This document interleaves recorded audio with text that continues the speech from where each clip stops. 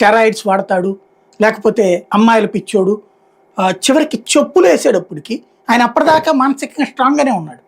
చెప్పులు వేసేటప్పటికి మనిషి నేనేంటి ఇంత గొప్ప జీవితాన్ని అనుభవించిన ఏంటి, చివరికి బహిరంగంగా నడి రోడ్డు మీద చెప్పులే ఎంచుకోవాల్సి వచ్చిందా, నా కర్మ ఏంటి అని ఆ రోజు నుంచి ఆయన మానసికంగా కుంగిపోయాడు.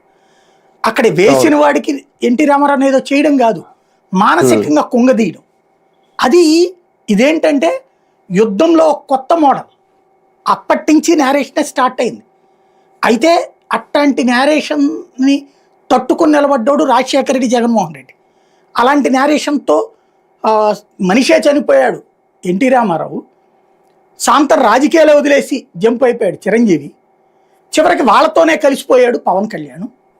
ఒక్క నిలబడుతున్నాడు ఇప్పుడు జగన్మోహన్ రెడ్డి. అంతే తేడా ఇక్కడ. ఈవెన్ బీజేపీ కూడా వాళ్ళతోనే కలిసిపోయింది, ఎందుకు ఈ గొడవ అంతా అని చెప్పేసి. ఆ తరహా వ్యక్తిత్వ హననం చాలా అసహ్యకరమైన హననం చేస్తారనమాట. ఇప్పుడు అతన్ని ఆ విధంగా ఇప్పుడు ఎక్కడ ఎందుకు కొమ్మినేని చేశారు, ఎంత వ్యక్తిత్వ హనం. 47 ఏళ్ల సుదీర్ఘమైనటువంటి జర్నలిజం అనుభవం ఉన్నటువంటి వ్యక్తి. ఆ రోజున కూడా అతను మాట్లాడాల, మనం కూడా అతని దాంట్లో ఒక తప్పు పట్టాం, ఖండించి ఉండాల్సింది అతను అనేసి. అంతే తప్పించి అతను ఎప్పుడన్నా జర్నలిజంలో తన వృత్తి ప్రమాణాలను నమ్ముకున్నాడా? ఇప్పుడు అదే చంద్రబాబు గారి దగ్గర నేరుగా చనువు ఉన్నటువంటి వ్యక్తి ఒకప్పుడు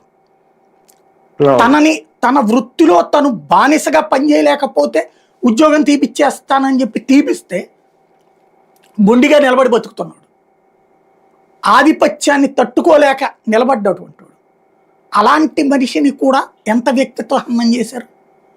ఇక్కడ ఎక్కడెందుకు పవన్ కళ్యాణ్కి తెలియదా?